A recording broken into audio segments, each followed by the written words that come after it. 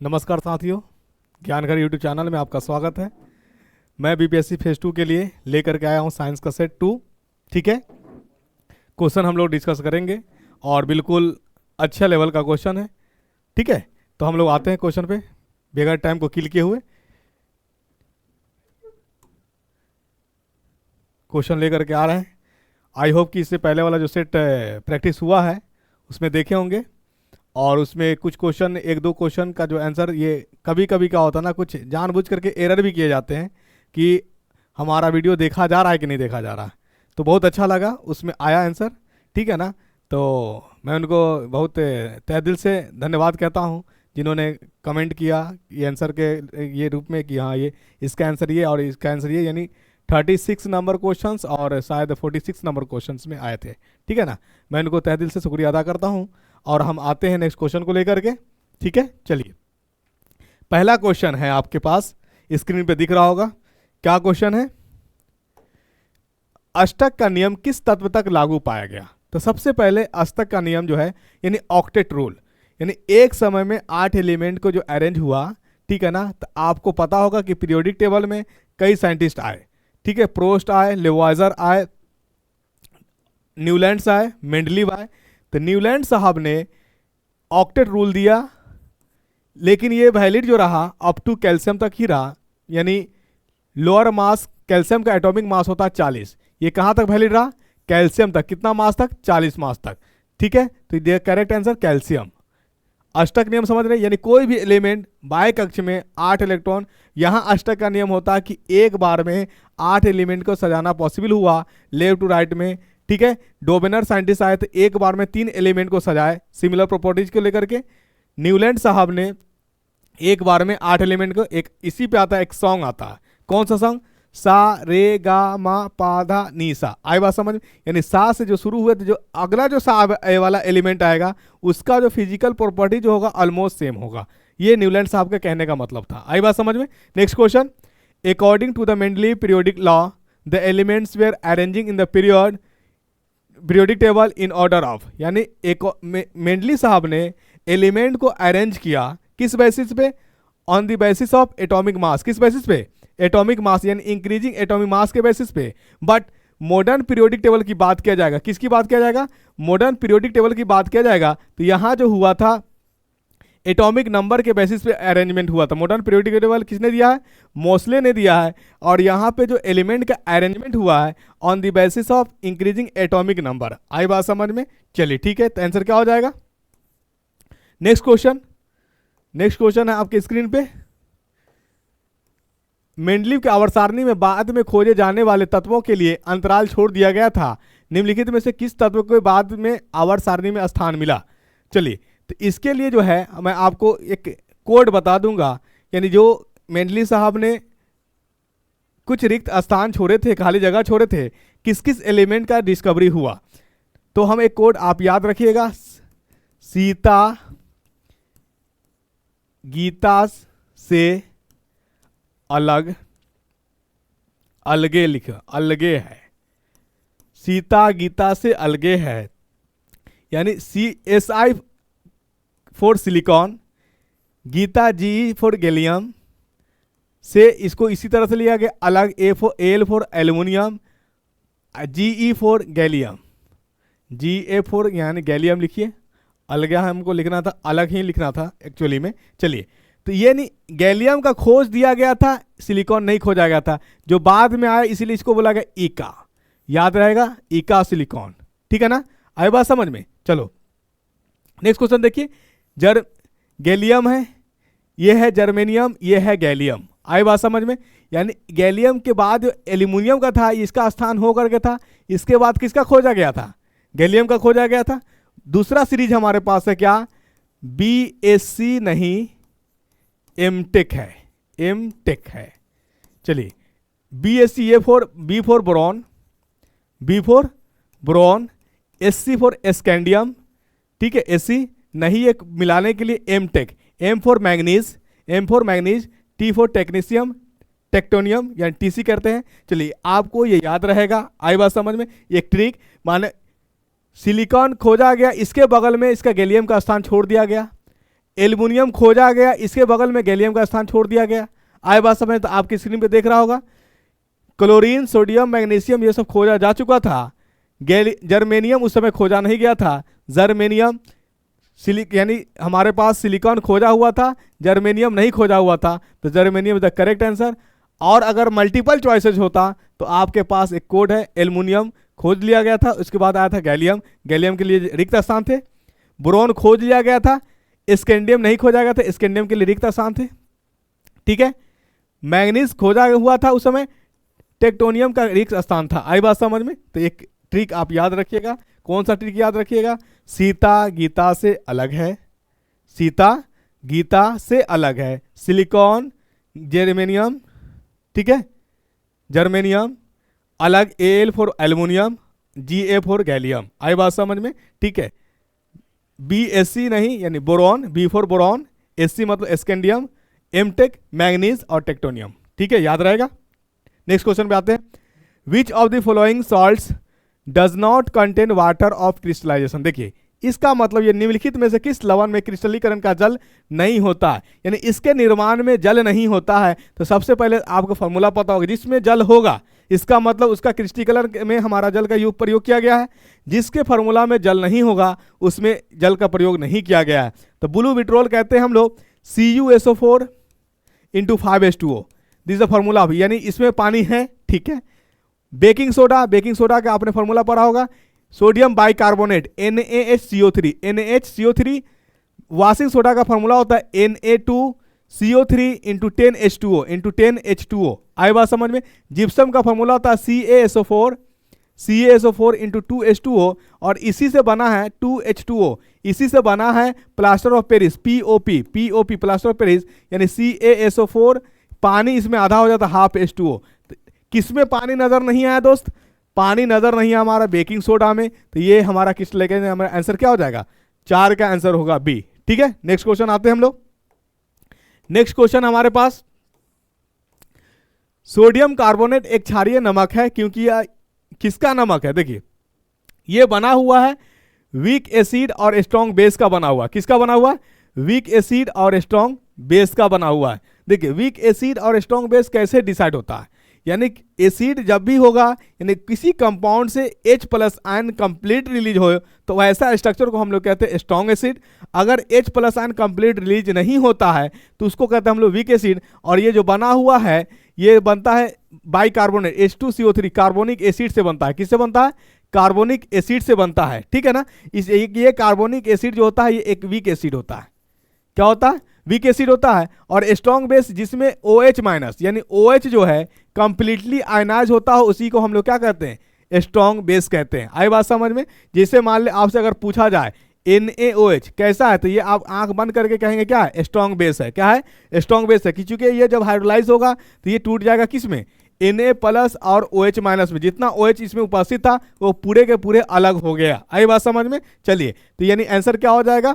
Weak acid और strong base. Next question है, दांतों की इनेमल में कैल्शियम फॉस्फेट मौजूद होता है, इसका स्वभाव होता है, इसका स्वभाव होता है बेसिक। कैसा होता स्वभाव होता है? बेसिक होता है।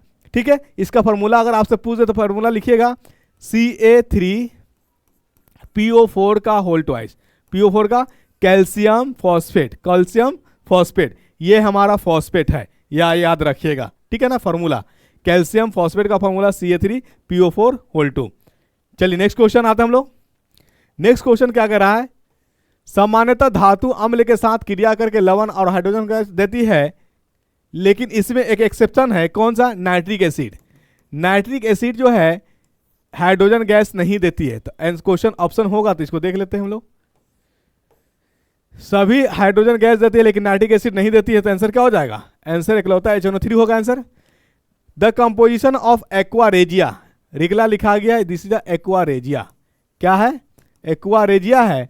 ये बना रहता है HCl, और ये मिक्सचर होता है HCl और नाइट्रिक एसिड का, HCl और नाइट्रिक एसिड का, जिसमें HCl होता है 3 और नाइट्रिक एसिड देता है 1। तो रेशियो क्या है? 3:1। हाइड्रोक्लोरिक एसिड कितना? 3:3 अनुपात में।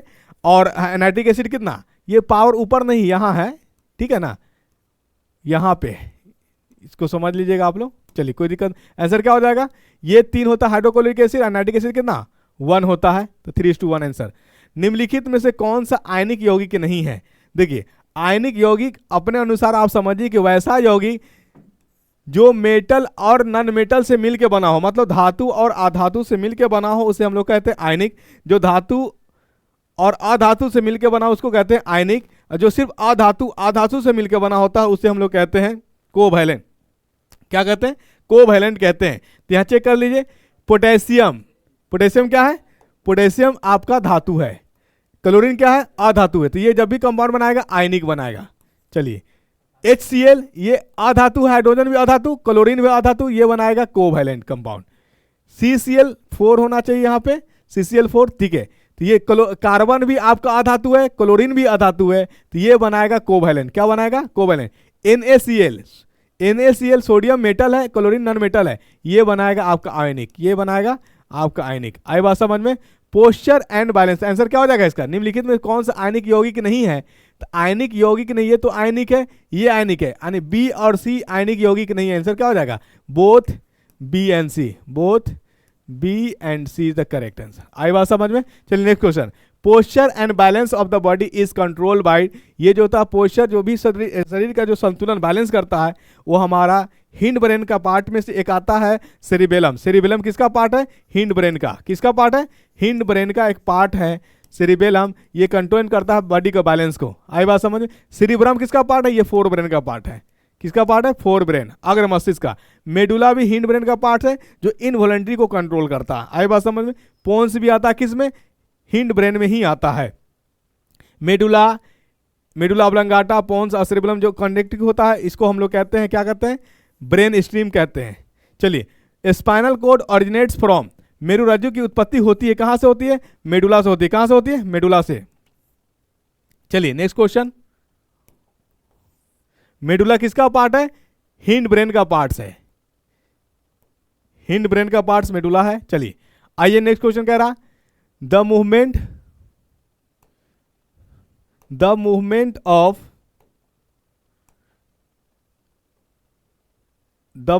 ऑफ सूट टुवार्ड्स लाइट, यानी सूट सिस्टम का, सूट का लाइट के ओर घूमना, लाइट को हम लोग कहते हैं फोटो। लाइट को क्या कहते हैं? फोटो। मूवमेंट को, घूमने को कहते हैं हम लोग ट्रोपिज्म। क्या कहते हैं? मूवमेंट को कहते हैं हम लोग ट्रोपिज्म। मूवमेंट को क्या कहते हैं? ट्रोपिज्म।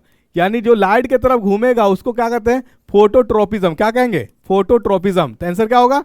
फोटो।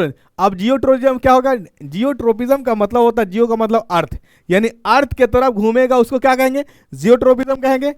हाइड्रोट्रोपिज्म, जो वाटर, हाइड्रो मतलब वाटर, जिसका यानी झुकाव किसके तरफ होगा? वाटर के तरफ होगा, उसको हम लोग कहेंगे हाइड्रोट्रोपिज्म। केमोट्रोपिज्म, जिसका रासायनिक यानी खाद की तरफ क्या होगा? झुकाव होगा, उसके तरफ मूवमेंट होगा, तो क्या लगेगा? केमोट्रोपिज्म। चलिए नेक्स्ट क्वेश्चन आ गया आपका। पौधे में एब्सिसिक अम्ल का मुख्य कार्य क्या होता है? ये इनहिबिट ग्रोथ का, यानी ग्रोथ को, विकास को रोकता है। क्या करता है? रोकता है। आई बात समझ में? सेल डिवीजन की बात अगर करें तो यानी प्लांट्स में मुख्यतः 5 हार्मोन पाए जाते हैं। कितने हार्मोन? 5 हार्मोन पाए जाते हैं प्लांट्स, यानी फाइटो हार्मोन अगर आपसे पूछे पादप हार्मोन कितने, तो पादप हार्मोन 5 है। कौन कौन? जिब्रेलिन्स, ठीक है, cytokinins, auxins, ethylene and abscisic acids. आई बात समझ में? साइटोकाइनिन क्या करता है? ये सेल डिवीजन में मदद करता है। किसमें करता है? सेल डिवीजन में मदद करता है। आई बात समझ में? और उसी में आप पढ़े होंगे क्या? इथिलीन। इथिलीन एक गैस हार्मोन है जो फलों को पकाने का काम करता है। ठीक है, चलिए नेक्स्ट क्वेश्चन आते हैं हम लोग। नेक्स्ट क्वेश्चन क्या है? श्वसन के दौरान गैसों का आदान प्रदान होता है। श्वसन के दौरान गैसों का जो होता है, यानी जो गैस होता है, तो यानी एक लंग्स में, जिसको हम लोग एयर सैक कहते हैं, एयर सैक को कहते हैं एल्वुली। क्या कहते हैं? एल्वुली टू लंग्स से जाता है। क्या जाता है? एल्वुलिस टू लंग्स, एल्वुली टू लंग्स। अब यहां पे देखिए ट्रेकिया और लैरिंग्स क्या है? तो ट्रेकिया को कहा जाता है विंड पाइप। क्या कहा जाता है? Wind pipe. ठीक है। लैरिंग्स को कहा जाता है वॉइस बॉक्स। क्या कहा जाता है? Voice box. लैरिंग्स को क्या कहा जाता है? वॉइस बॉक्स कहा जाता है। चलिए next question. Next question, which of the following statements is true about heart? तो हार्ट के बारे में जानिए। देखिए हार्ट का मेन होता है 4 चेंबर। कितना चेंबर? 4 चेंबर। ये आपका एट्रियम वाला साइड है कि कौन सा है पार्ट? एट्रियम। और इसको कहते हैं वेंट्रिकल। क्या कहते हैं? वेंट्रिकल। तो तो ये हो गया आपका जस्ट अपोजिट, ऐसे खड़ा है, हार्ट हमारा इस तरह से है। आई बात समझ, हार्ट किधर होता है, लेफ्ट साइड होता है, किधर होता है, लेफ्ट साइड होता है। तो ये है हमारा एट्रियम, ये कहलाएगा राइट एट्रियम और ये कहलाएगा लेफ्ट एट्रियम, ठीक है। ये है वेंट्रिकल, क्या कहते हैं, जिसको आप हिंदी में बात करोगे तो एट्रियम को हिंदी में कहते हैं अलिंद, क्या कहते हैं, अलिंद कहते हैं। और वेंट्रिकल को कहते हैं निलय, क्या कहते हैं, वेंट्रिकल को निलय कहते हैं। आई बात समझ में। तो ये है राइट वेंट्रिकल और ये है लेफ्ट वेंट्रिकल, क्या है, लेफ्ट वेंट्रिकल। देखिए काम क्या है, वेंट्रिकल में जो जब भी आता है ब्लड, प्योर ब्लड आएगा। वेंट्रिकल में क्या आएगा, इसमें ये रिसीव करता है, यानी इसमें सिर्फ आता है, क्या कहता है, प्योर ब्लड आएगा, ठीक है। इसमें प्योर ब्लड आया वेंट्रिकल में। यहां से प्योर ब्लड जो होता है लेफ्ट वेंट्रिकल, ये जो है क्या करता है, ये सप्लाई करता है, क्या करता है, सप्लाई करता है, क्या करता है, सप्लाई करता है प्योर ब्लड को पूरे बॉडी में। यहां मान ली बॉडी है, इस बॉडी को प्योर ब्लड, यानी प्योर ब्लड को कहते हैं ऑक्सीजनेटेड ब्लड, क्या कहते हैं, ऑक्सीजनेटेड ब्लड। तो पूरे शरीर को ऑक्सीजनेटेड ब्लड किसने सप्लाई किया, लेफ्ट वेंट्रिकल ने सप्लाई किया। किसने किया, तो अब यहां शरीर में बॉडी में यूज हो जाने के बाद बन जाएगा इम्प्योर, क्या बनेगा, इम्प्योर। तो ये जो जाएगा, ये जाएगा राइट एट्रियम में, कहां जाएगा, राइट एट्रियम में। तो राइट एट्रियम रिसीव किया इम्प्योर ब्लड को, कहां से, बॉडी से। तो ऑप्शन देख लीजिए यहां पे, left atrium receive oxygenated blood from the different parts of the body, नहीं, डिफरेंट बॉडी पार्ट्स में ऑक्सीजनेटेड ब्लड जाएगा ही नहीं। इसका सप्लाई करने का काम कौन है, जो हमारे पास है, आपका दिख रहा होगा, लेफ्ट वेंट्रिकल। आई बात समझ में। तो ये हमारा इस तरह से गलत हो गया। Left ventricle pumps oxygenated blood to different body part, left ventricle pumps करता है ऑक्सीजनेटेड ब्लड को to right ventricle which send is to different body parts, ठीक है। चलिए करेक्ट आंसर ये हमारा हो गया आपका, right ventricle pumps deoxygenated blood to lungs, बिल्कुल करेक्ट। लेफ्ट एट्रियम जो हमारे पास, left atrium transfer oxygenated blood to right ventricle which send its different, इसमें तो आएगा ही नहीं। Right atrium receive deoxygenated blood from different parts of the body while left ventricle pumps oxygenated blood to different body parts of the body. Answer आएगा आपका B और D, किसी में दिख रहा है क्या, हाँ, इधर करेक्ट आंसर बी और डी। आए बात समझ में। चलिए नेक्स्ट क्वेश्चन, यानी ये डायग्राम आपको समझ में आ गया हो तो समझिएगा। वेंट्रिकल, राइट वेंट्रिकल लंग से रिसीव करता है प्योर ब्लड को, ऑक्सीजन ब्लड को, और लेफ्ट वेंट्रिकल ये क्या करता है, सप्लाई करता है। राइट एट्रियम पूरे बॉडी से इम्प्योर ब्लड को क्या करता है, रिसीव करता है। चलिए नेक्स्ट क्वेश्चन है आपके पास। नेक्स्ट क्वेश्चन है, एक न्यूरॉन में विद्युत संकेत का रासायनिक संकेत में रूपांतरण में होता है, यानी in neuron conversion of electrical signal to chemical signal, यानी इलेक्ट्रिकल सिग्नल को केमिकल सिग्नल में कन्वर्ट करने वाला हमारे पास है एक्सोनल इंड। कौन है, एक्सोनल इंड। सेल बॉडी को हम लोग कहते हैं सोमा, क्या कहते हैं, सेल बॉडी को सोमा कहते हैं, ठीक है। चलिए नेक्स्ट क्वेश्चन आपके पास आएगा, निम्नलिखित में से कौन सा यौगिक रिफ्लेक्स आर्क का सही क्रम है। रिफ्लेक्स आर्क मतलब मैसेज को कैरी कराने वाला। तो देखिए सबसे पहले चीज आता है हमारे पास, रिसेप्टर रिसीव करेगा, किसको देगा, सेंसरी न्यूरॉन्स को। वो कौन देगा, स्पाइनल कॉर्ड को। वो किसको देगा, मोटर न्यूरॉन को। और मोटर न्यूरॉन कहाँ, किसको कंट्रोल करेगा, मसल्स को कंट्रोल करेगा। तो आंसर क्या हो जाएगा, इसका डी आंसर होगा। चलिए next question, which of the following statements are true. तो देख लीजिए, यानी पहले वाले से ही आपका ये दूसरे का आंसर मिलेगा, ठीक है। पहले वाले से किसका आंसर मिलेगा, दूसरे का आंसर मिलेगा। तो आंसर क्या हो जाएगा इसका, यहां पे देखिए, sudden action in response to something in the environment is called reflex. देखिए रिफ्लेक्स एक्शन का मतलब ही होता क्या होता है, क्विक रिप्लाई करना। तो सडन, ये तो सही है। Sensory neurons carry signals from spinal cord. देखिए सेंसरी न्यूरॉन्स यहां है, स्पाइनल कॉर्ड यहां है, cord to muscles, spinal cord ये किसको देगा, मोटर न्यूरॉन्स को। लेकिन यहाँ डायरेक्ट किसको लगा दिया, मसल को देखकर जाएगा। तो इसको बताने के लिए डायग्राम आपको आना चाहिए। नेक्स्ट क्वेश्चन आपका, मोटर न्यूरॉन्स कैरी सिग्नल, यानी motor neuron carry signal from receptor. देखिए मोटर न्यूरॉन यहाँ है और सेंसरी न्यूरॉन्स कहाँ है, फ्रॉम रिसेप्टर यहाँ है। तो ये तो आपका ये भी क्या हो जाएगा, गलत हो जाएगा। The path through which signals are transmitted from a receptor to a muscles और अ ग्लैंड आर सेल। क्या हो जाएगा आंसर, यानी 1 और 4। यानी देखिए रिसेप्टर से कहाँ जा रहा है, मसल्स तक। तो ऑर्डर क्या होगा, रिसेप्टर, रिसेप्टर के बाद कौन आएगा, सेंसरी न्यूरॉन्स, सेंसरी न्यूरॉन्स के बाद स्पाइनल कॉर्ड, स्पाइनल कॉर्ड के बाद मोटर न्यूरॉन, मोटर न्यूरॉन के बाद कौन आएगा? मसल्स। तो ये बिल्कुल सर करेक्ट आंसर है हमारा, ठीक है। रिसेप्टर तो क्या है? मसल्स, और gland is a cell call reflex arc. Answer क्या हो जाएगा? 1 and 4 is the correct answer, C number. चलिए नेक्स्ट क्वेश्चन में हम लोग जाते हैं।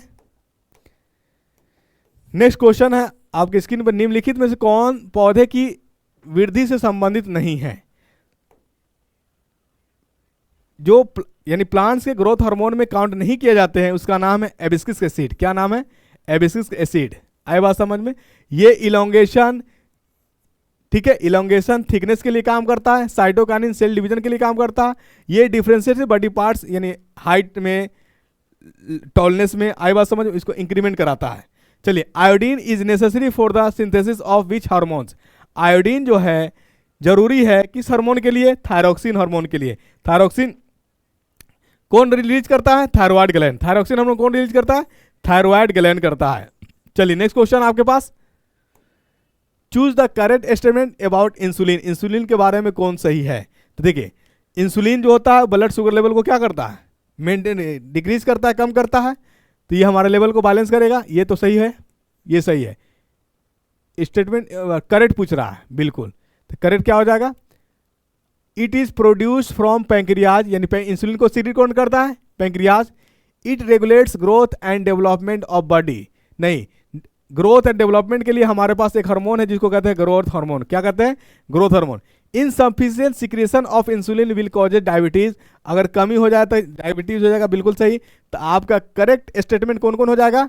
ए, सी एंड डी। यानी आपके पास ऑप्शन होता मोर देन 1, बीपीएससी में पूछेगा मोर देन 1, इसलिए मैं बताते चल रहा हूं। तो इनकरेक्ट कौन हो जाएगा? सिर्फ इनकरेक्ट हो जाएगा ये। यहाँ करेक्ट ऑप्शन पूछा है इंसुलिन के बारे में। आए बात समझ में? चलिए नेक्स्ट क्वेश्चन आते हैं। पुरुषों में प्रजनन क्षमता बढ़ाने वाला हार्मोन कौन है? टेस्टोस्टेरोन। कौन है? टेस्टोस्टेरोन। कौन ग्लैंड सीक्रेट करता है? टेस्टिस सीक्रेट करता है। नेक्स्ट क्वेश्चन, निम्नलिखित में कौन सी अंतःस्रावी ग्रंथि इम्पेयर्ड, खराब नहीं है, इम्पेयर्ड मतलब क्या है? अनपेयर्ड है, ठीक है, पेयर में नहीं है। तो देखिए, टेस्टिस जो होता है वो पेयर में होता है, 1 पेयर। आए बात समझ में? ओवरी जो होता है वो पेयर में होता है। एडिनल ये किडनी से रिलेटेड, किडनी भी क्या होता है? पेयर में होता है। आए बात समझ? पिट्यूटरी क्या है? ये सिंगल है, ये पेयर में नहीं होता। आए बात समझ में? तो यही आंसर होगा आपका, पिट्यूटरी। क्या होगा? पिट्यूटरी को हम लोग मास्टर ग्लैंड्स कहते हैं। क्या कहते हैं? चलिए, दो न्यूरॉन के बीच का जंक्शन कहलाता है साइनेप्स। दो न्यूरॉन के बीच को क्या कहते हैं? साइनेप्स कहते हैं। आई बात समझ में? चलिए नेक्स्ट क्वेश्चन आइए। मनुष्य में जीवन प्रक्रिया नियंत्रित एवं विनियमित होती है। जीवन प्रक्रिया जो होती है किससे होती है? देखिए, सबसे अगर मान लिया जाए किसी व्यक्ति में अगर क्या कहते हैं नर्वस सिस्टम, तंत्रिका या तंत्र डिस्टर्ब हो जाए, ठीक है, तो वर्क करना काम कर देगा। अगर शरीर के अंदर जो हार्मोन सिक्रीट करने वाला है वो भी खराब हो जाए, वो भी काम करना बंद कर दे, तो यानी ह्यूमन रहे या ना रहे कोई फर्क नहीं पड़ता है। तो यानी उसका जो डेवलपमेंट है और नियंत्रण है कौन कौन है? Nervous and endocrine. Nervous and endocrine क्या है? Nervous and endocrine system is the correct answer. इसी से प्रक्रिया विनियमित होती है। चलिए नेक्स्ट क्वेश्चन केमिस्ट्री का पोर्शन है। निम्नलिखित में से मैंने आज के सेशन में केमिस्ट्री, बायोलॉजी और फिजिक्स कंप्लीट लेकर के आए हैं। बस उसी लेवल को लेकर के आए हैं जो लेवल एग्जाम में पूछने की संभावनाएं हैं। राइट, चलिए निम्नलिखित में से किसी तत्व के समस्थानिक की विशेषता है। समस्थानिक बोले तो आइसोटॉप्स। क्या? आइसोटॉप्स। आइसो का मतलब होता है सेम, टॉप्स का मतलब होता है atomic number, number of protons, number of protons. Isotope की जब भी चर्चा करें इसका मतलब सेम एलिमेंट की बात कर रहा है। किसकी बात कर रहा है? सेम एलिमेंट्स में ही आइसोटॉप्स आता है। अगर आइसोबार की बात करेगा तो डिफरेंट एलिमेंट्स की बात करेगा। आई बात समझ में? चलिए, आइसोटॉप जो होता है जिसमें एटॉमिक नंबर सेम होगा, क्या होगा? एटॉमिक नंबर सेम होगा। अगर सेम एलिमेंट की बात कर रहा है तो उसकी केमिकल प्रॉपर्टीज क्या होगी? सेम होगी। तो आंसर देख लीजिए, isotopes of an element have same atomic mass. नहीं, आइसोटॉप्स एटॉमिक नंबर से रिलेटेड है, तो ये पहला वाला गलत हो गया। Isotopes of an element have same atomic number, बिल्कुल सही। Isotopes of an element show same physical property, नहीं, केमिकल प्रॉपर्टी सेम होता है। Isotopes of an element show same chemical property, ये सही है आपका। तो यानी आपका 2 और 4 आंसर सही होगा। कहीं ऑप्शन में दिख रहा? हाँ, डी नंबर में दिख रहा, 2 और 4 answer is the correct answer. चलिए next question. Arrange the following elements in the order of their decreasing metallic character. चलिए इसके लिए मैं बता दूं आपको, मेटेलिक कैरेक्टर जो होता है ग्रुप में ऊपर से नीचे आने पे बढ़ता है, इसको कहते हैं ग्रुप। क्या कहते हैं? ग्रुप। यानी समूह में टॉप टू बॉटम ऊपर से नीचे आने पे मेटेलिक कैरेक्टर क्या होता है? बढ़ता है। नॉन मेटेलिक कैरेक्टर घटता है। नॉन मेटेलिक कैरेक्टर घटता है। ये एरो बता रहा है इंक्रीज मतलब बढ़ना। आई बात समझ में? ठीक उसी तरह से ग्रुप की बात किया जाएगा। ग्रुप की बात किया जाएगा तो ये आपको समझ में आ गया कि ग्रुप में ग्रुप होता है वर्टिकली लाइन। क्या होता है? वर्टिकली लाइन ऐसे। पीरियड की बात करेगा, आवर्त की बात करते ये हॉरिजॉन्टल लाइन होता है ऐसे। आई बात समझ में? चलिए पीरियड में बात किया जाएगा तो पीरियड में जो होता है लेफ्ट टू राइट, यानी पीरियड में जब भी बात किया जाएगा तो लेफ्ट टू राइट। तो लेफ्ट टू राइट जाने पर नॉन मेटेलिक कैरेक्टर क्या होता है? नॉन मेटेलिक कैरेक्टर बढ़ता है, मेटेलिक कैरेक्टर घटता है। मेटेलिक कैरेक्टर क्या होता है? M4 metallic C4 character. यानी लेफ्ट टू राइट पीरियड में की बात करेगा, ग्रुप की बात करेगा तो टॉप टू बॉटम, यानी ऊपर से नीचे आने पर मेटेलिक कैरेक्टर बढ़ता है। अगर आपसे पूछ दे अल्कली की बात करें, किसकी बात करें? अल्कली। अल्कली में कौन होता है? Lithium, sodium, potassium, rubidium, caesium and francium. Francium जो होता है रेडियो एक्टिव एलिमेंट होता है, हम लोग जनरली बात करेंगे रुबेडियम तक ही, सीजियम तक ही बात करेगा। अगर आपसे पूछ दे मोस्ट इलेक्ट्रोपॉजिटिव मेटल कौन होता है तो सीजियम होता है। कौन होता है? मोस्ट इलेक्ट्रोपॉजिटिव मेटल जो होता है हमारे पास सीजियम होता है। और जो जितना मोस्ट यानी इलेक्ट्रोपॉजिटिव होगा, ठीक है, मेटेलिक कैरेक्टर जितना ज्यादा होगा वो उतना ही अच्छा रिड्यूसिंग एजेंट भी होता है। क्या होता है? रिड्यूसिंग एजेंट भी होता है। चलिए तो अब इसको आंसर करेंगे।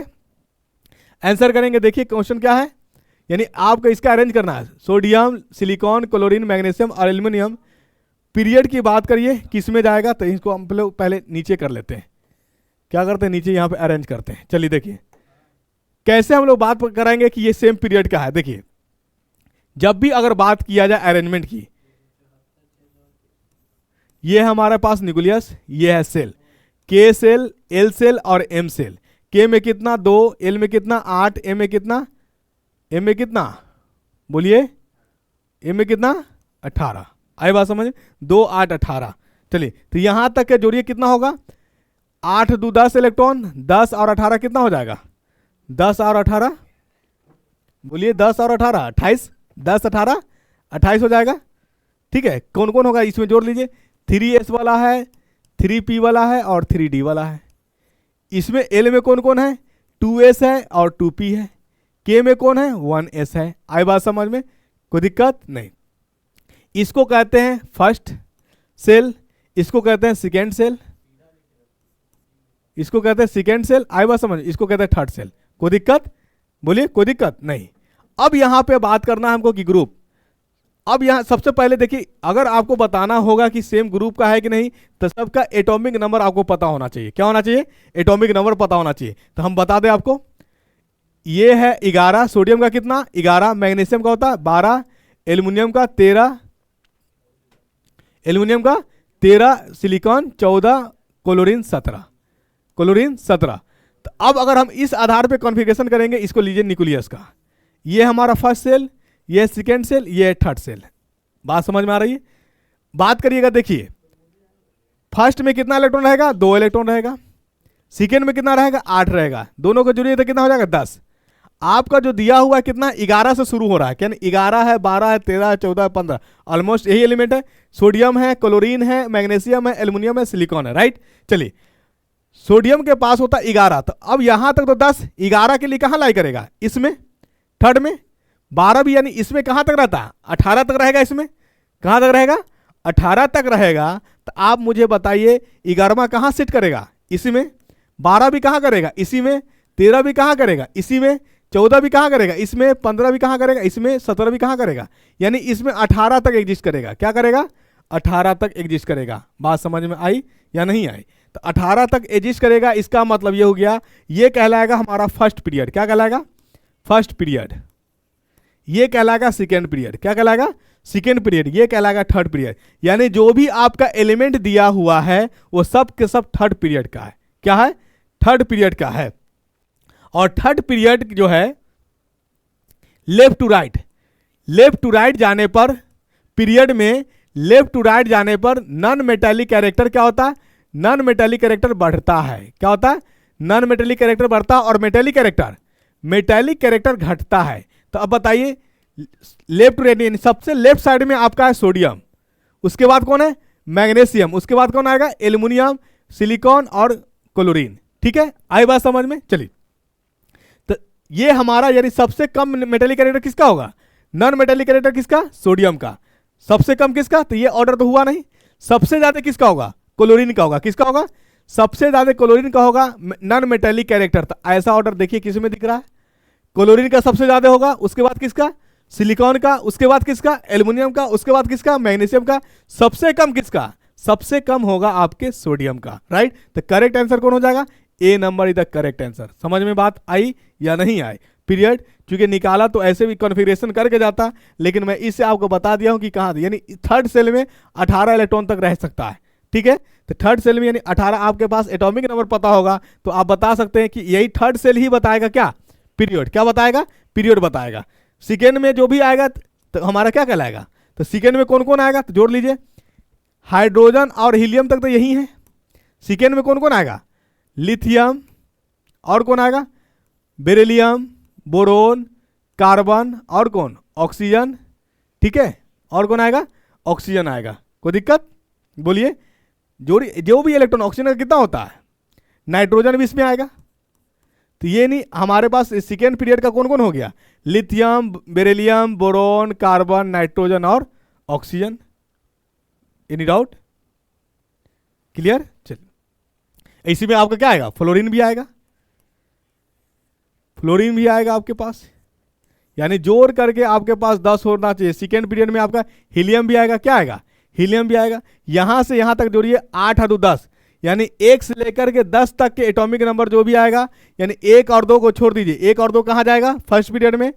3 से लेकर के 10 तक कहां जाएगा, सेकेंड पीरियड में। आई बात समझ में, यानी 3 से 10 का पीरियड क्या हो जाएगा, 3 से 10 का पीरियड हो जाएगा सेकेंड। ये सब एकदम कोड याद रखिए। आई बात समझ में, 10 से लेकर के 28 तक जाइए, कहां जाएगा, 10 से 28 नहीं, 10 से 30 कह लीजिए। 10 से 30 आइएगा आप तो ये सब थर्ड पीरियड में जाएगा। कहां जाएगा, थर्ड पीरियड में जाएगा। कोई दिक्कत नहीं आना चाहिए। चलिए नेक्स्ट क्वेश्चन आइए। नेक्स्ट क्वेश्चन आपके पास, इसको इरेज किया जाए। नेक्स्ट क्वेश्चन है neuron conversion of electrical signals to chemical signal conversion. ये तो क्वेश्चन करा ही देते, साइनेप्स। क्या होगा, साइनेप्स होगा, सॉरी जंक्शन होता है आपका साइनेप्स। क्या होता है, ये आपका क्या कर रहा है, इलेक्ट्रिकल सिग्नल को केमिकल सिग्नल में कन्वर्ट करने वाला, इसको कहते हैं एक्सोनल एंड कहते हैं। क्या कहते हैं, ये नहीं होगा एक्सोनल, ये जंक्शन है, साइनेप्स का जंक्शन है। चलिए नेक्स्ट क्वेश्चन आइए। In humans males all the chromosomes are paired perfectly except one, this unpaired chromosome is. Male में जो होता है, मेल में क्रोमोजोम एक्स और वाई, फीमेल में एक्स एक्स। तो डिफरेंट कौन कौन हुआ, एक्स भी हुआ और वाई भी हुआ। तो आंसर क्या होगा, एक्स क्रोमोजोम, यानी C and D is the correct answer. C and D is the correct answer. Next, human males are hemizygous for X and Y chromosome. देखिए हेमी का मतलब होता आधा, हेमी का मतलब होता हाफ, आधा। ठीक है, तो अब देखिए मेल में जो पाया जाता एक्स और वाई दोनों पाया जाता, तो ये 50% और वाई भी क्या 50%। फीमेल में जो होता है, फीमेल का सिंबल दिस इज, ये है फीमेल का सिंबल, ये एक्स और एक्स। तो यानी यहां देखिए एक्स और एक्स तो कॉमन हो गया, डिफरेंट क्या होगा, सिर्फ वाई। तो आंसर क्या हो जाएगा, Y chromosome in a zygotes.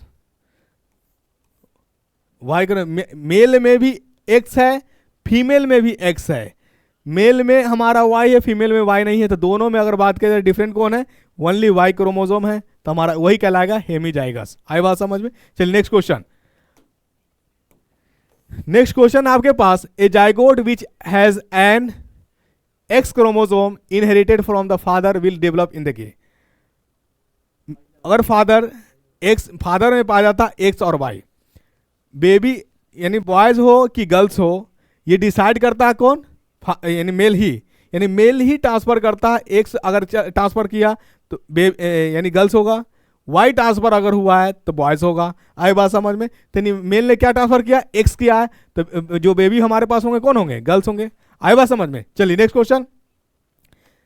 Select the incorrect statement. Select the incorrect statement कौन हो जाएगा, इसमें जो हो जाएगा, देखिए इनकरेक्ट स्टेटमेंट कहने का मतलब ये होगा reduction in weight of the organisation due to aestivation is genetically control, नहीं, वजन का घटना या कम करना ये जेनेटिकली डिसाइडेड नहीं है, तो यही हमारा इनकरेक्ट लगेगा। और ऑप्शन पढ़ ले, frequency of certain jeans in population changes over several generation of resulting in a evolution, बिल्कुल जीन ही जिम्मेदार होता है पॉपुलेशन वेरिएशंस में देखने को, आई बात समझ में।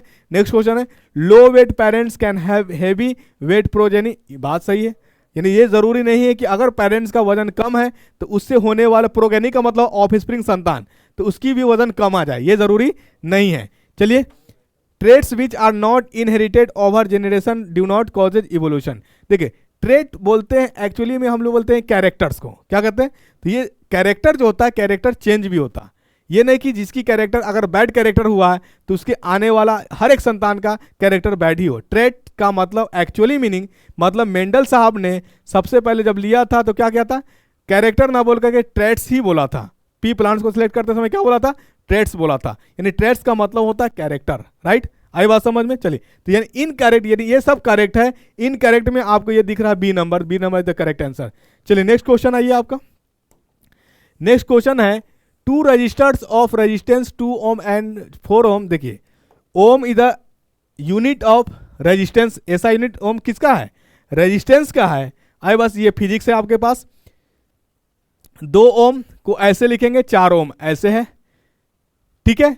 To registers of resistance 2 ohm and 4 ohm when connected to a battery will have, जब बैटरी से कनेक्ट करेंगे, क्या करेंगे, बैटरी से कनेक्ट करेंगे, अगर मान लिया जाए दोनों अगर को हम कनेक्ट कर देंगे सीरीज में, किस में कनेक्ट कर दें, सीरीज में कनेक्ट करेंगे, तो सीरीज में कनेक्ट होने के साथ ही करंट हो जाएगा सेम, करंट क्या होगा, सेम होगा, करंट सेम होगा, पोटेंशियल क्या होगा, पोटेंशियल डिफरेंट होगा, पोटेंशियल क्या होगा, डिफरेंट होगा। अगर ये पैरेलल में कनेक्ट होगा, पैरेलल में कनेक्ट होगा तो करंट क्या होगा, डिफरेंट होगा, पोटेंशियल सेम होगा। तो ऑप्शन से पकड़ा जा सकता है कि क्या कह रहा, पैरेलल में होगा करंट डिफरेंट होगा, सीरीज में होगा करंट सेम होगा, same current flowing through them when connected in parallel, नहीं, जब पैरेलल में होगा तो करंट क्या होगा, करंट होगा डिफरेंट, करंट क्या होगा, डिफरेंट, करंट क्या होगा, डिफरेंट होगा, आई बात समझ में। चलिए, same current flowing through the them when connected in series, अगर मान लिया जाए, यानी अगर रजिस्टर को कनेक्ट करिएगा सीरीज में तो करंट क्या आएगा, सेम आएगा, ये करेक्ट आंसर, ये सही है। Same potential difference across them when connected in a parallel, जब पैरेलल में होता करंट डिफरेंट होता, पोटेंशियल डिफरेंस क्या होता, सेम होता, ये भी आपका सही है। Different potential difference across them when connected in parallel, नहीं, ये गलत है। तो आपके पास B and C is the correct answer, B and C is the correct answer, ठीक है। More than one, more than one with unit of electric power में आल्सो बी एक्सप्रेस्ड एज, देखिए यूनिट ऑफ, तो unit यानी यही unit से आपका बनता है, क्या बनता है, जो हम लोग बिजली पे करते हैं 1 यूनिट का पे, तो उसका जो एक्सपेशली हम लोग करते हैं किलोवाट आवर ही कहते हैं, क्या कहते हैं, किलोवाट आवर को ही कहते हैं, 1 किलोवाट आवर को कहते हैं 1 यूनिट, क्या कहते हैं, 1 यूनिट, आए बात समझ में। चलिए, तो ये हमारा किलोवाट आवर हो जाएगा, करेक्ट आंसर क्या हो जाएगा, ए नंबर हो जाएगा। चलिए नेक्स्ट क्वेश्चन आइए, थायरॉक्सिन के बारे में कौन सा कथन सत्य नहीं है, it regulates carbohydrate protein and fat metabolism in the body, सही है, बिल्कुल सही है। इनकरेक्ट कह रहा, पढ़ते हैं, thyroid gland requires iodine to synthesis thyroxine, ये भी सही है। Thyroxine also called thyroid hormone, बिल्कुल सही है। ए नंबर पर आयरन इज नॉट, यही आपका इनकरेक्ट है, तो आंसर क्या हो जाएगा, A number is the incorrect, A number is the incorrect. बहुत लोग समझते हैं कि मेटाबॉलिज्म क्या होता है, तो मेटाबॉलिज्म जो होता है एक केमिकल प्रोसेस होता है, क्या होता है मेटाबॉलिज्म, केमिकली प्रोसेस होता है जिसमें फूड ब्रेक होता है केमिकली प्रोसेस से, और फूड ब्रेक होकर के क्या देता है, एनर्जी देता है, इसी को कहते हैं हम लोग मेटाबॉलिज्म, क्या कहते हैं, मेटाबॉलिज्म। चलिए, बौनापन किसके कारण होता है, तो बौनापन जो होता है अगर किसी व्यक्ति के अंदर ग्रोथ हार्मोन लो सिक्रीट हो, क्या हो, ग्रोथ हार्मोन लो सिक्रीट हो, तो उसी को कहते हैं हम, उसके में जो होता है, यानी इसका मतलब हम कह सकते हैं कि उसके अंदर जो होगा यानी ग्रोथ हार्मोन की लेवल कम है, इसीलिए वो ड्वार्फिज्म है, बौनापन है, तो less secretion of growth hormone is the correct answer. चलिए नेक्स्ट क्वेश्चन, नेक्स्ट क्वेश्चन है, यौवन से जुड़े शरीर की विशेषताओं में नाटकीय परिवर्तन मुख्य रूप से स्राव के कारण होती है। हिंदी बहुत जटिल होता है साइंस के लिए, वही इंग्लिश में देखिए कितना आसान लिखा हुआ, dramatic changes of body features associated with poverty are mainly because of secretion of, देखिए तो सिक्रेशन ऑफ, देखिए यहाँ पे समझिए ओस्ट्रोजन फ्रॉम टेस्टिस नहीं, ये ओवरी से सिक्रेट होता है, यहीं पे गलत हो गया, और टेस्टोस्टेरोन फ्रॉम ओवरी बिल्कुल गलत। Estrogen from adrenal gland, estrogen ovary secrete करता है, testosterone from testis and estrogen from ovary, the correct answer ये सही आपका दिख रहा है। टेस्टोस्टेरोन फ्रॉम थायराइड, बिल्कुल आपका करेक्ट आंसर क्या हो जाएगा, करेक्ट आंसर होगा आपका टेस्टोस्टेरोन जो होता है सिक्रेट करता है कौन, टेस्टिस, एंड एस्ट्रोजन या प्रोजेस्टेरोन जो सिक्रेट करते हैं फीमेल में, जो हमारे पास एक हार्मोन है, दो है, प्रोजेस्टेरोन और एस्ट्रोजन, मेल में जो होता है टेस्टोस्टेरोन होता है। ठीक है, चलिए शरीर में अनैच्छिक क्रियाएं नियंत्रित होता है किसके द्वारा, जो भी हमारे पास इनवॉलंटरी है, जो हमारे अकॉर्डिंग नहीं चलता, जैसे हार्ट बीट हो गया, सांस का लेना, क्या नहीं, फूड का पचना, डाइजेशन होना, डाइजेशन ऑफ फूड, ये हमारे विल में नहीं है, तो इसको कहते हैं हम लोग इनवॉलंटरी। क्या कहते हैं, इनवॉलंटरी। और इनवॉलंटरी जो कंट्रोल होता है मेडुला ऑब्लंगाटा से, ये पार्ट है हिंड ब्रेन का, किसका पार्ट है, हिंड ब्रेन का, मेडुला इन हिंड ब्रेन, तो करेक्ट आंसर क्या हो जाएगा, सी हो जाएगा। नेक्स्ट क्वेश्चन आइए, नेक्स्ट क्वेश्चन है निम्नलिखित में से कौन सी एक अनैच्छिक क्रियाएं नहीं है। अनैच्छिक मतलब जो जिस पे आपका कंट्रोल है वो अनैच्छिक है, सॉरी ऐच्छिक है, जो जिस पे आपका कंट्रोल नहीं है वो क्या कहलाता है, अनैच्छिक कहलाता है। तो हमारा वोमिटिंग, ये इस पे हमारा कंट्रोल नहीं है, तो क्या हो जाएगा, इनवॉलंटरी, अनैच्छिक हो जाएगा। सेलिब्रेशन, फूड का सेटल डाउन होना, नीचे की ओर जाना, तो ये हमारे अकॉर्डिंग नहीं चलता, तो ये भी क्या हो जाएगा, इनवॉलंटरी। हार्ट बीट, ये हार्ट बीट है, दिल का धड़काना हमारे अकॉर्डिंग नहीं चलेगा, तो ये भी क्या हो जाएगा, इनवॉलंटरी। तो ये सब क्या हो जाएगा, इनवॉलंटरी। इस सब को कंट्रोल करेगा मेडुला ऑब्लंगाटा, क्या करेगा, मेडुला ऑब्लंगाटा। लेकिन चीविंग, आप चिंगम चबाइए, खाना को पचाइए, मुंह मेरा करके खामोश हो जाइए या चबाइए, ये आपके अकॉर्डिंग है, तो ये कहलाएगा हमारा वॉलंटरी। क्या कहलाएगा, वॉलंटरी, ऐच्छिक है। चलिए, जब कोई व्यक्ति अत्यधिक सर्दी से पीड़ित होता है तो उसे सर्दी नहीं लगती है, सर्दी नहीं लगती मतलब क्लासीफाई नहीं कर पाता, महसूस नहीं कर पाता। देखिए, तो उस जिसको बहुत तेज के साथ, अगर आपको भी चेक करना है कि रियल में ऐसा होता है कि नहीं, तो जिसको बहुत तेज से सर्दी होकर के, तो उसके पास लेकर के जाइए परफ्यूम और मारिए, पूछिए कि कुछ महका, तो बोलेगा बिल्कुल नहीं महका। तो वही चीज़, यानी परफ्यूम और अगरबत्ती में उसको स्मेल नहीं पता चल पाएगा, अलग ही नहीं कर पाएगा। तो differentiate the smell of perfume from that of an agarbatti. आई बात समझ। देखिए, ये कंप्लीट पैकेज आपका जो सेट जा रहा है, हम एनसीईआरटी के लेकर के आ रहे हैं। किसको लेकर के आ रहे हैं, एनसीईआरटी को लेकर के आ रहे हैं, और कुछ एग्जाम में जो पूछा होगा उसको क्वेश्चन डालना है। यानी आप इस सेशन को देखिएगा, एनसीईआरटी का एक एक टॉपिक आपका कमांड में आएगा, यानी ये अलग अलग का क्वेश्चन नहीं है, complete NCERT 9th 10th 11th 12th मिला करके, यानी class 9th class 10th class 11th और क्लास 12th मिला करके। और हमको लगता है कि यूट्यूब पे पहली बार ये कंसेप्ट जा रहा होगा चारों का, यानी जनरल साइंस तो है, लेकिन ये जनरल साइंस अलग साइंस है, यानी कंप्लीट आपका NCERT 9th 10th 11th 12th दिया जा रहा। ठीक है, चलिए, ये आपको लग ही रहा होगा, बताने की जरूरत नहीं है। नेक्स्ट क्वेश्चन आइए, नेक्स्ट क्वेश्चन है निम्नलिखित में से कौन सी धातु ठंडे और गर्म पानी के साथ प्रतिक्रिया नहीं करती है, ये है आपका आयरन। ठीक है, और भी अगर पूछेगा तो एक एल्युमिनियम होता है, एक जिंक भी होता है, आई बात समझ। लेकिन यहाँ पे मल्टीपल चॉइस अगर होता दे तो मैंने आपको बता दिया जानकारी के लिए। नेक्स्ट क्वेश्चन है, नेक्स्ट क्वेश्चन है आपके पास, भाप के साथ लोहे की लंबे समय तक प्रतिक्रिया करने पर निम्नलिखित में से कौन सा लोहे का ऑक्साइड प्राप्त होगा। तो ये जो प्राप्त होता है Fe2O4 प्राप्त होता है। क्या होता है, Fe2O4, ये याद रखिएगा, Fe2O4। ठीक है, चलिए नेक्स्ट क्वेश्चन, ईका एल्युमिनियम किस प्रकार का ऑक्साइड बनाएगा। ईका एल्युमिनियम का होता है 3 + 3, ऑक्साइड का होता है 2, क्रॉस मल्टीप्लाई कर दीजिए तो ये बना लेगा आपका क्या, Al2O3, Al2O3। ईका को हम लोग ई बोला है, ई का संख्या कितना हो जाएगा 2 और O3, तो करेक्ट आंसर क्या हो जाएगा बताइए, E2O3, E2O3। चलिए नेक्स्ट क्वेश्चन आते हैं हम लोग। नेक्स्ट क्वेश्चन है 3 elements boron silicon and helium are. ये जो होता है, देखिए बोरॉन जो होता है मेटल है, सिलिकॉन है मेटलॉइड है, हीलियम नॉन मेटल है। तो मेटल, धातु, अधातु और उपधातु, D number the correct answer. देखिए, आप आधुनिक आवर्त सारणी में इलेक्ट्रॉनिक विन्यास 2 8 वाले तत्व को कहाँ स्थित रखेंगे। देखिए, इसके लिए मैं बता दूं, 2 8 का मतलब एटॉमिक नंबर कितना, 10।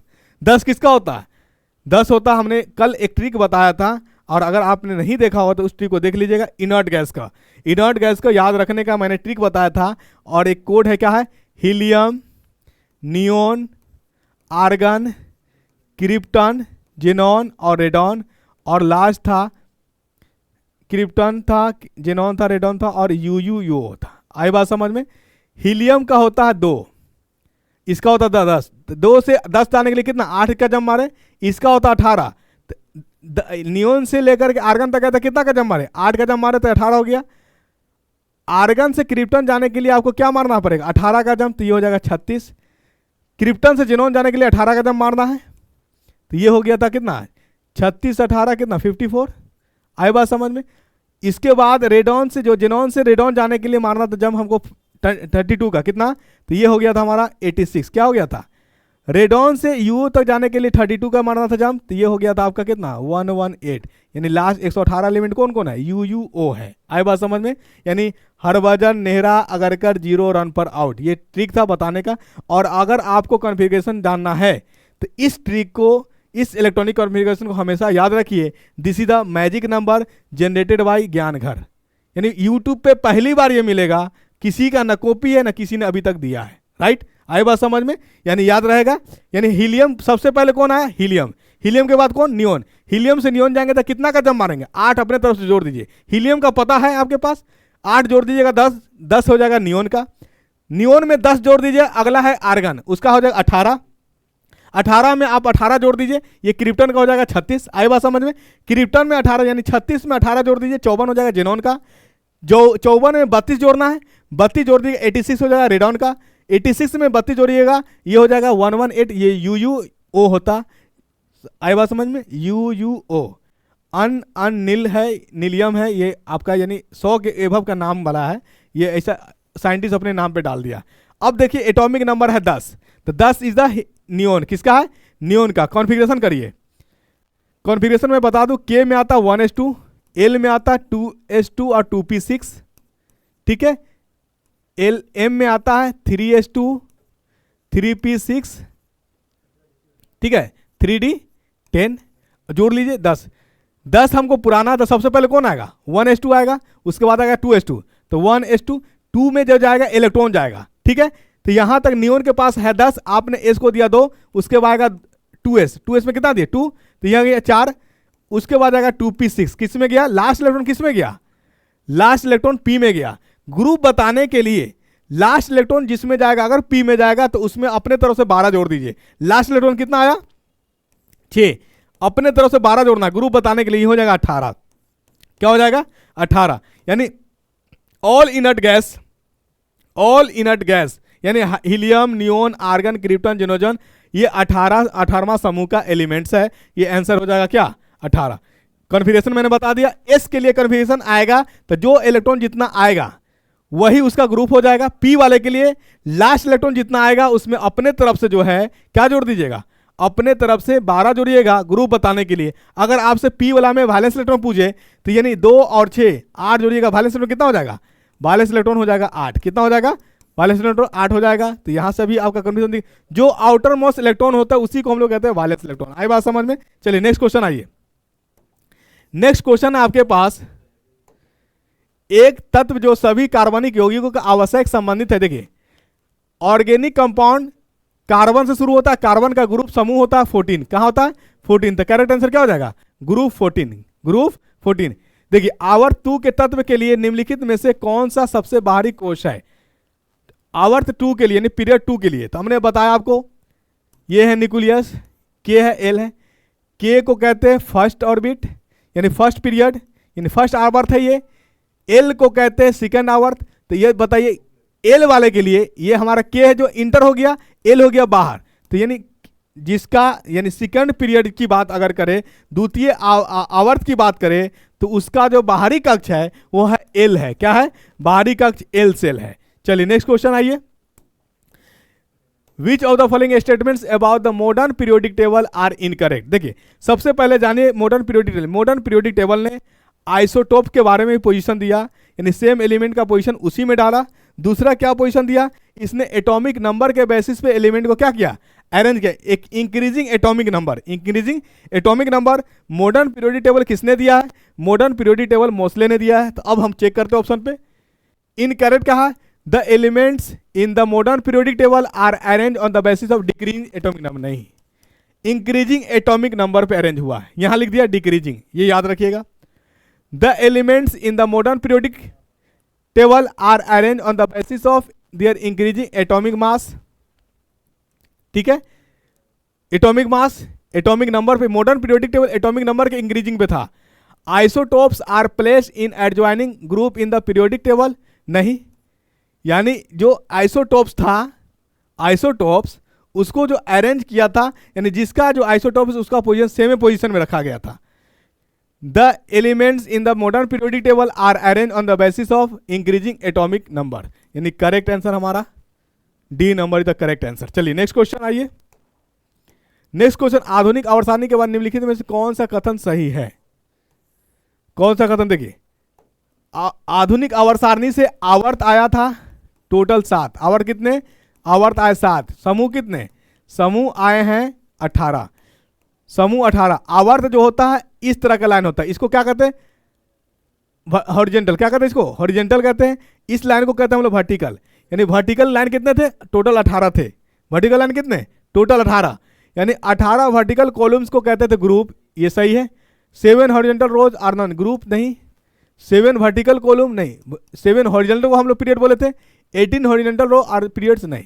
तो करेक्ट आंसर क्या हो जाएगा, C number is the correct answer. Next question है, नेक्स्ट क्वेश्चन आ रहा है आपका फिजिक्स का क्वेश्चन है, a current of 1 ampere is drawn by a filament by an electric bulb, number of electrons passing through a cross section of the filament 16 second. देखिए physics ये याद रखिएगा, हम जानते हैं कि चार्ज क्यू बराबर होता है आई टी, यहाँ आई क्या है, करंट है, टी क्या है, टाइम है, टी क्या है, टाइम है। चलिए आपको यहाँ करंट दिया हुआ है, टाइम भी दिया हुआ है, यहाँ से चार्ज निकल जाएगा। और एक होता है क्वांटाइजेशन ऑफ चार्ज, जहाँ से नंबर ऑफ इलेक्ट्रॉन निकालने के पूछे गए, तो एक फॉर्मूला होता है क्यू बराबर है N E, this is the formula of quantisation of charge, quantisation of charge, यहीं से इलेक्ट्रॉन निकलेगा, जहाँ एन क्या है, नंबर ऑफ इलेक्ट्रॉन है, तो ये फॉर्मूला निकलेगा क्यू बाई ई, जहाँ इलेक्ट्रॉन पे आप चार्ज जानते हो कितना होता है, 1.6 इंटू 10 के पावर -19 कूलॉम, राइट, ये याद रखिए, ये बेसिक आपको पता है। अब यहाँ पे आते हैं, क्यू बराबर आई टी, आई कितना दिया 1, टाइम कितना दिया 16, तो हमारे पास क्यू का वैल्यू कितना हो गया 16 कूलॉम, क्या हो गया 16 कूलॉम, यहाँ पुट कर दीजिए, आपका एन का वैल्यू निकल जाएगा, निकाल दीजिए, देखिए क्यू कितना आया 16 कूलॉम,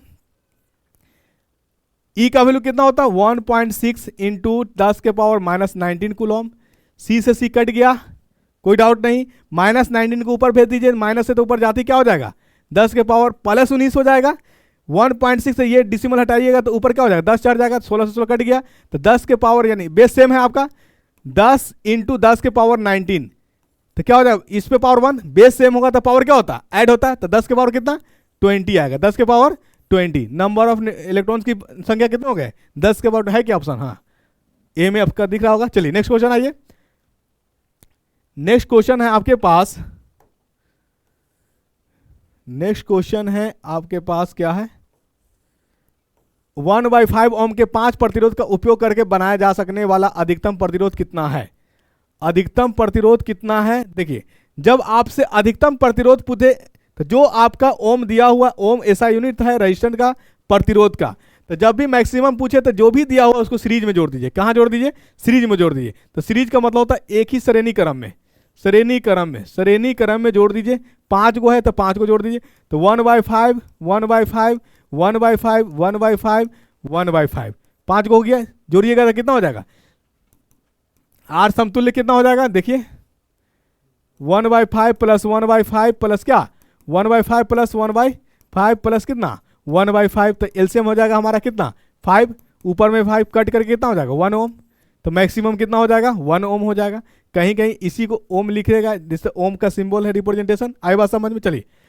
मैक्सिमम कहे तो जो भी प्रतिरोध दिया हुआ उसको किस में जोड़ दिए श्रेणी क्रम में, मिनिमम कहे तो जो भी प्रतिरोध दिया उसको क्या किस में जोड़ दिए पैरेलल में, पैरेलल आप जान रहे हैं समानांतर, ऐसे इसी को कहते हैं समानांतर, एक के बाद एक सामने, ये भी कहलाता आपस में क्या समानांतर ही कहलाता, ठीक है। चलिए तो अब जोड़िएगा पैरेलल, इसका फॉर्मूला होता है 1/r का फॉर्मूला होता है 1/r1 plus 1/R2 plus 1/R3 plus 1/R4 plus 1/R5, ठीक है ना। चलिए 1/R1 का वैल्यू क्या रखिए, 1/1/5 रखिएगा, ये ऊपर चला जाएगा। आई बात समझ में? तो कितना हो जाएगा 5/1 प्लस 5/1 प्लस 5/1 5/1 प्लस 5/1, ये हो जाएगा 25। 1/R का वैल्यू कितना आएगा, 1/R का वैल्यू आएगा कितना 25। तो R इक्विवेलेंट को रोकिएगा तो कितना हो जाएगा, ये पलटिएगा ऊपर देखिएगा हो जाएगा आपका 1/25। कितना हो जाएगा 1/25 हो जाएगा। तो मिनिमम कितना आएगा 1/25 ओम हो जाएगा। आई बात समझ में, 1/25 ओम हो जाएगा। नेक्स्ट क्वेश्चन आपके पास फिजिक्स का, a cycle conductor of length L and uniform area of cross sectional A has resistance R। देखिए प्रतिरोध जो होता है वो मटेरियल पे भी डिपेंड करता है, लेंथ पे भी डिपेंड करता है, एरिया पे भी डिपेंड करता है। आई बात समझ में? इससे एक फॉर्मूला बनता है, ये प्रतिरोध का फॉर्मूला, R बराबर है रो L/A। रो बराबर है रो, यानी R बराबर है, R क्या है, रेजिस्टेंस है, रो L/A। तो पहला का तो आपको ये दिया है, क्या दिया है, तो यहाँ से रो रुकिए, इसको R1 रो 1 मान लीजिए। तो रो 1 बराबर क्या हो जाएगा RA/L, ठीक है। दूसरा फॉर्मूला निकालिएगा, तो दूसरा फॉर्मूला भी निकलेगा रो 2 RA1 कह लीजिए इसको, क्योंकि आपके पास L के ही रेस्पेक्ट में दिया है, रेजिस्टेंस R के रेस्पेक्ट में दिया है। तो ये क्या हो जाएगा RA2/2L, लेंथ कितना कह रहा है, डबल कह रहा है। अब आपसे पूछ रहा है एरिया पे कितना प्रभाव पड़ेगा, तो एरिया निकाल दे। तो रो 1 बराबर रो 2 कर दे, रो 1 बराबर रो 2, रो 1 का वैल्यू कितना रख दें RA1/L, रो 2 के क्या रखें RA2/2L। ये L से L कट गया, ये R से R कट गया, तो यानी यहाँ से निकल के आ गया A2 जो होगा वो 2A1 के बराबर होगा, यानी न्यू जो हमारा एरिया निकलेगा पहले वाला एरिया का डबल हो जाएगा। तो यह आंसर क्या हो जाएगा 2A। आई बात समझ में? चलिए नेक्स्ट क्वेश्चन आते हैं हम लोग। नेक्स्ट क्वेश्चन है, कह रहा है कि in an electric circuit 2 registers of 2 ohm and 4 ohm respectively are connected in series. 2 ohm series में कह रहा, श्रेणी क्रम जोड़ दिया आपने, यहाँ वोल्ट की सप्लाई हो रही है 2 ohm और ये 4 ohm, सीरीज में होगा, इक्विवेलेंट निकाल लेंगे R इक्विवेलेंट, R सम तो क्या हो जाए 2 + 4 कितना हो जाएगा 6 ohm। आई बात समझ में? ओम्स ला जानते हैं हम लोग, ओम्स ला जानते हैं कि V बराबर क्या होता है IR। वोल्ट दे रखा है आपका कितना 6 वोल्ट, वोल्ट कितना 6 वोल्ट। आपके पास पता चल गया ये 6 है, ये पता चल गया ये 6 है, ये I जो है करंट, I का वैल्यू निकल, यानी कितना करंट सप्लाई हो रहा है। तो कितना करंट सप्लाई हो रहा है I = हो जाएगा V/R का 6/6 कटेगा 1, यानी इसमें कितना एम्पियर सप्लाई हो रहा है 1 एम्पियर का सप्लाई हो रहा है करंट। करंट कितना एम्पियर सप्लाई हो रहा है 1 एम्पियर, ठीक है। अब आपसे पूछ रहा है 4 ohm अवरोधक द्वारा 5 सेकेंड में ताप अपव्यय होगा, यानी ताप निकालना है। ताप मतलब यानी हीटिंग इफेक्ट कह रहा है, ताप का मतलब टेम्परेचर नहीं, हीट निकालना है। तो हीट का फॉर्मूला होता है H बराबर, फॉर्मूला आप लिख लीजिएगा, H बराबर होता I² RT, H बराबर होता I² RT होता। आई बात समझ में कि नहीं आई? चलिए अब पुट कर दीजिए, ये निकालना आपको, हीट निकालना, I पता है, R पता, R कितना पे निकालना है 4 ohm पे निकालना है, टाइम कितना सेकंड में 5 सेकंड में। पुट करिए यहाँ पे, I की जगह वैल्यू कितना आया 1, तो 1 का स्क्वायर 1 हो जाएगा, इंटू R के वैल्यू 4, टाइम का वैल्यू है कितना 5 सेकंड, तो ये कितना हो जाएगा 4 × 5 = 20, 20 joule the correct answer, 20 joule the correct answer. आई बात समझ में कि नहीं आई? चलिए नेक्स्ट क्वेश्चन है आपके पास, एन इलेक्ट्रिक केटली 220 वोल्ट संचालित होने पर 1 किलोवाट बिजली की खपत करती है, इसके लिए किस रेटिंग का फ्यूज तार प्रयोग किया जाना चाहिए? आई बात समझ में?